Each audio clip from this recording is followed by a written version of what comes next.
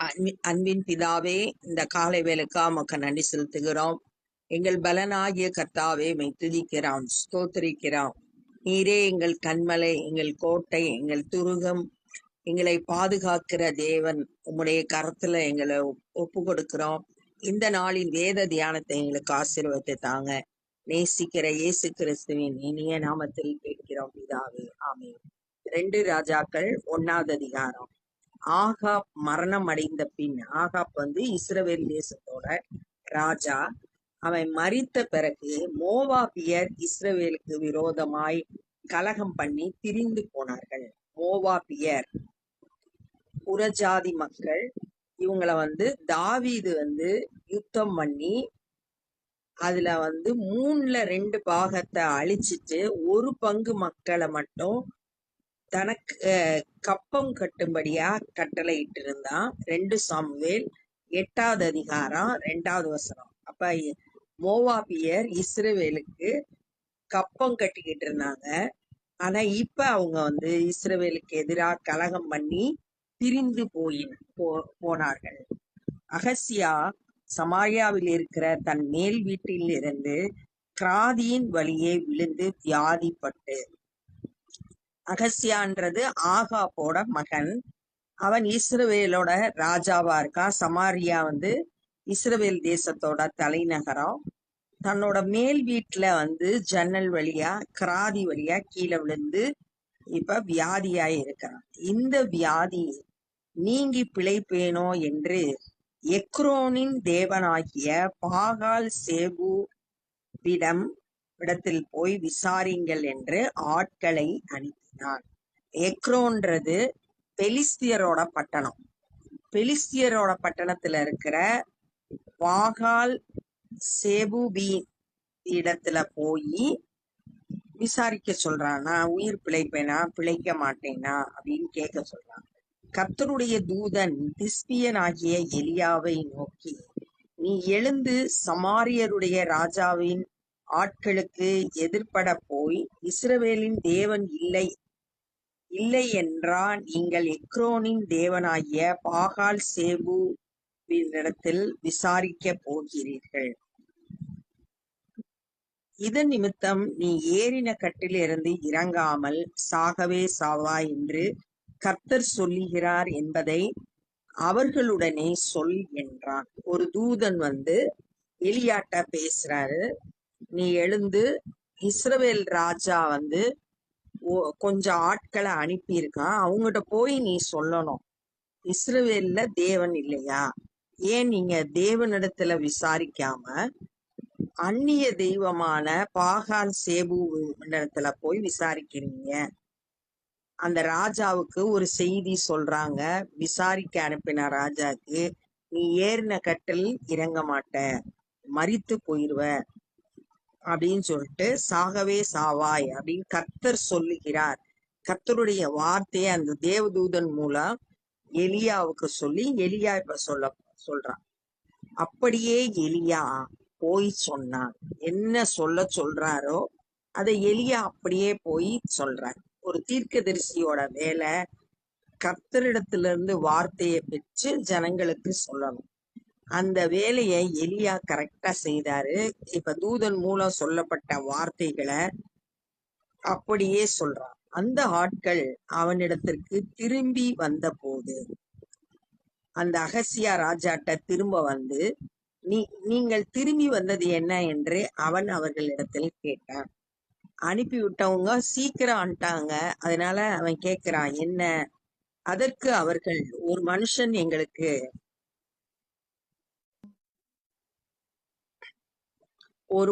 எங்களுக்கு எதிர்பட்டு நீங்கள் உங்களை அனுப்பின ராஜாவினிடத்தில் திரும்பி போய் இஸ்ரவேலில் தேவன் இல்லை என்றா நீ எக்ரோனின் தேவனாகிய பாகால் சேபூவினிடத்தின விசாரிக்க போகிறாய்.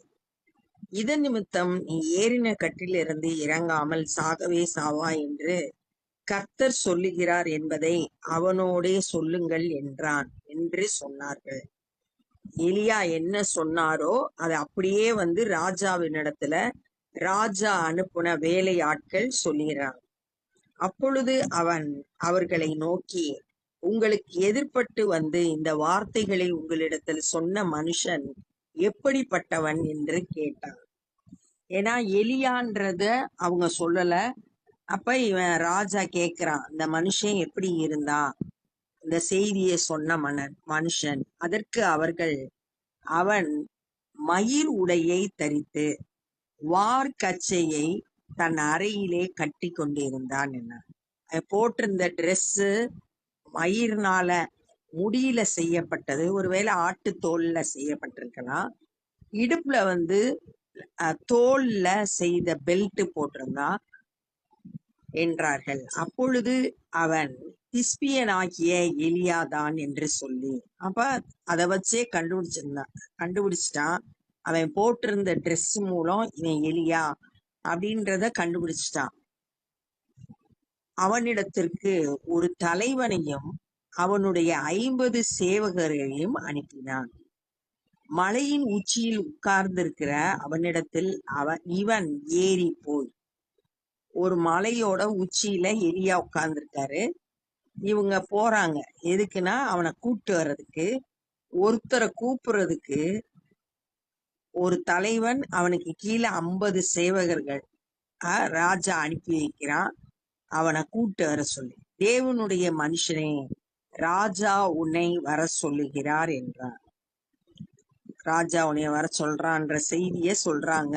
அப்பொழுது எலியா அந்த 50 பேரின் தலைவனுக்கு பிரதியுத்தரமாக, நான் தேவனுடைய மனுஷனே, ஆனால் அக்கினி வானத்திலிருந்து இறங்கி உன்னையும் உன் 50 பேரையும் பட்சிக்க கடவது என்றார்.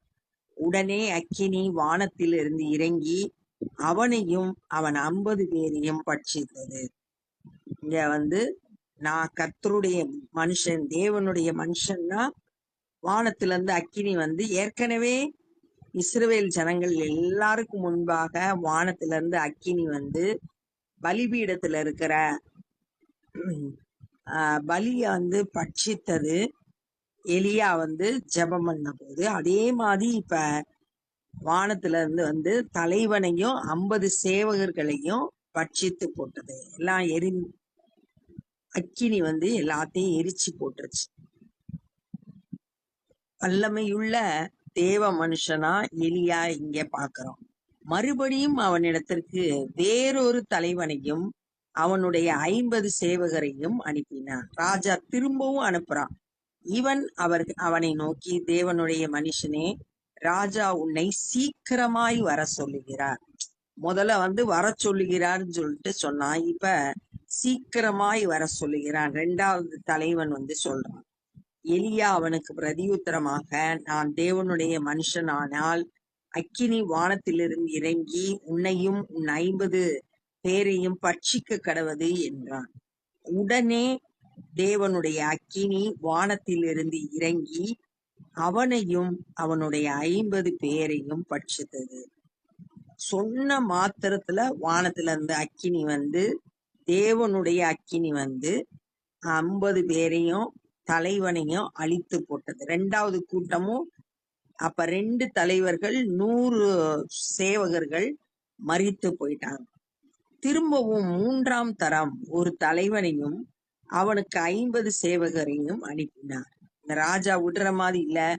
3வது முறையும் ஒரு தலைவன் 50 சோல்ஜர்ஸ் அனுப்பி எலியாவை கூட்டு வர சொல்றான். அந்த 3ஆம் தலைவன் ஏறி வந்த போது, மலை மேலதான் உச்சியில தான் எலியா இருக்காரு, அதனால மலைக்கு ஏறி வர்றாரு. எலியாவுக்கு முன்பாக முழங்கால் படியிட்டு அவனை வேண்டிக் கொண்டு தன்னை தாழ்த்தி தேவனுடைய மனுஷனுக்கு கொடுக்க வேண்டிய கனத்தை கொடுத்து முழங்கால் படியிட்டு அவனை வேண்டிக் கொண்டு, தேவனுடைய மனுஷனே, என்னுடைய பிராணனும் உமது அடியாராக்கிய இந்த 50 பேரின் பிராணனும் உமது பார்வைக்கு அருமையாயிருப்பதாக. ஏற்கனவே 2 முறை 50 பேரும் அழிந்து போயிட்டாங்க. இப்ப என்னையும் என் கூட வந்திருக்க அந்த 50 சேவகர்களையும் உயிர் உம்முடைய பார்வைக்கு அருமையாயிருப்பதாக அப்படின்னு சொல்லிட்டு கேட்கிறான். இதோ அக்கினி வானத்திலிருந்து இறங்கி முந்தின 2 தலைவரையும் அவரவருடைய 50 சேவகரையும் பட்சித்தது. இப்பொழுதும் என்னுடைய பிராணன் உமது பார்வைக்கு அருமையாயிருப்பதாக என்றார். என்னுடைய உயிர் உமக்கு முன்பாக அருமையா இருக்கட்டும், என்னை அழிச்சு போட்டுறாதீங்க அப்படின்னு சொல்லிட்டு வேண்டுதல் செய்கிறான். அப்பொழுது கர்த்தருடைய தூதன் எலியாவை நோக்கி, அவனோடு கூட இறங்கி போ, அவனுக்கு பயப்படாதே என்றான். இந்த 3வது முறை வந்த தலைவனோடு கூட நீ இறங்கி போ அப்படின்னு கர்த்தருடைய வார்த்தை வருது. அவனுக்கு பயப்படாதே. அப்படியே அவன் எழுந்து அவனோடு கூட ராஜாவினிடத்தில் இறங்கி போய் அவனை பார்த்து, ராஜாவை பார்த்து எலியா சொல்றாரு, இஸ்ரவேலின் தேவன் இல்லை என்றா நீ எக்ரோனின் தேவன் ஆகிய பாகால் சேபூவினிடத்தில் விசாரிக்க ஆட்களை அனுப்பினான். ஆதலால் நீ ஏறின கட்டிலிருந்து இறங்காமல் சாகவே சாவாய் என்று கர்த்தர் சொல்லுகிறார் என்றார். இப்ப மறுபடியும் எலியா நேரா வந்து ராஜா கிட்ட ஆண்டவர் சொன்ன செய்திய மறுபடியும் சொல்றான். எலியா சொன்ன கர்த்தருடைய வார்த்தையின்படியே அவன் இறந்து போனான். ஏறின கட்டில் இறங்காம சாகவே சாவாயின்னு சொன்ன வார்த்தையின்படியே, கர்த்தருடைய வார்த்தையின்படியே அகசியா ராஜா மரித்து போனான். அவனுக்கு குமாரன் இல்லாதபடியினால் அவன் ஸ்தானத்திலே யூதாவின் ராஜாவாகிய யோசபாத்தினுடைய குமாரனான யோராமின் 2ஆம் வருஷத்திலே யோராம் அவன் ஸ்தானத்திலே ராஜாவானான். யூதா தேசத்துக்கு அந்த நேரத்துல ராஜாவா இருந்தது யோசபாத்தின் மகனான யோராம். இப்ப அகசியாக்கு குழந்தை இல்ல. அதனால என்ன ஆச்சுன்னா, ஆகாபோட இன்னொரு மகனான யோராம் இங்க ராஜாவானான். இத 2 ராஜாக்கள் 3வது அதிகாரம் 1வது வசனத்திலையும் நம்ம வாசிக்கலாம். 2 ராஜாக்கள் 8வது அதிகாரம் 16வது வசனத்திலையும் இந்த ஆகாபுடைய குமாரனாகிய யோராம் ராஜாவா இருக்கிறத இங்கேயும் இந்த 2 வசனத்தின் மூலம் நம்ம அறிந்து கொள்ளலாம். அதே நேரத்துல யூதாவிலையும் யோராம் தான் ஆட்சி செய்து வந்தான். அந்த யோராம் யோசபாத்தோட மகன். இப்ப ஆகாபுடைய மகனான யோராம் ராஜாவாகிறான். அகசியாவின் மற்ற வர்த்தமானங்கள் இஸ்ரவேல் ராஜாக்களின் நாளாகம புஸ்தகத்தில் அல்லவா எழுதியிருக்கிறது. இஸ்ரவேல் ராஜாக்களுக்கு ஒரு நாளாகம புஸ்தகம் இருந்துச்சு. இந்தந்த நாள்ல இது நடந்தது அப்படின்றத ரெக்கார்ட் பண்ணி வச்சிருந்தாங்க.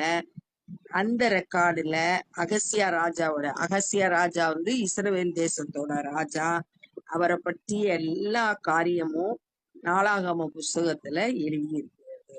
அப்ப இந்த நாள்ல நம்ம என்ன கற்றுக்கொண்டோம்னா, இஸ்ரவேலுக்கு விரோதமாக மோவாபியர் எழும்பி பிரிந்து போயிட்டாங்க அப்படின்னு பார்த்தோம். இஸ்ரவேலோட ராஜா அகசியா. அவன் மேல் வீட்டுல இருந்து கீழே விழுந்து வியாதிப்பட்டான். அப்ப அவனுக்குள்ள ஒரு பயம் வந்துச்சு, நான் பிழைப்பேனா பிழைக்க மாட்டேனா அப்படின்னு சொல்லிட்டு எக்ரோன்ல இருக்க பாகால் சேபூவிடத்துல போய் விசாரிக்கிறதுக்கு ஆள் அனுப்புனான். பெலிஸ்தியரோட பட்டணமான எக்ரோன்ல இருக்க அந்நிய தெய்வத்துக்கு ஆள் அனுப்புனான். அப்ப கர்த்தருடைய தூதன் எலியாவை பார்த்து சொல்றாரு, நீ போய் இந்த ராஜா அனுப்புன ஆட்கள்கிட்ட சொல்லு, இஸ்ரவேல்ல தேவன் இல்லைன்னு நீங்க பெலிஸ்தியரோட தேசத்துல போய் விசாரிக்க போனீங்களா? நீ ஏறின கட்டில் இறங்காம ராஜா மரித்து போவான்ற செய்திய தூதன் எலியாட்ட சொல்ல சொல்றான். அதே மாதிரி எலியா போய் அந்த ராஜா அனுப்புன ஆட்கள்கிட்ட அதை சொல்றான். அவங்க சீக்கிரமா திரும்பி வர்றதை பார்த்து ராஜா கேக்குறான். அப்ப எலியா சொன்ன காரியங்கள் எல்லாத்தையும் சொல்றாங்க. அப்ப அந்த வார்த்தையை சொன்ன மனுஷன் எப்படி இருந்தான்னு கேட்கும்போது, மயிர் உடையும் தரித்திருந்தான், இடுப்புல பெல்ட் கட்டி இருந்தான் அப்படின்றத சொன்னோடனே அது எலியான்றத ராஜா கண்டுபிடிச்சாரு. முதல்ல ஒரு தலைவனையும் 50 சேவகர்களையும் அனுப்புறான் எலியாவை கூப்பிட்டு வர சொல்லி. ஆனா எலியா நான் தேவனுடைய மனுஷனானா வானத்துல இருந்து அக்கினி இறங்கி இவங்களை எல்லாம் பட்சிக்கணும் சொன்ன உடனே வானத்துல இருந்து அக்கினி இறங்கி அத்தனை பேரும் அழிந்து போனாங்க. மறுபடியுமா ராஜா ஒரு தலைவனையும் 50 சேவகர்களையும் அனுப்பினார்கள். அவங்களும் அதே மாதிரி வானத்துல இருந்து அக்கினி அழிந்து போனாங்க. 3ஆம் முறை ஒரு தலைவனும் 50 சேவகர்களும் அனுப்பப்பட்டாங்க.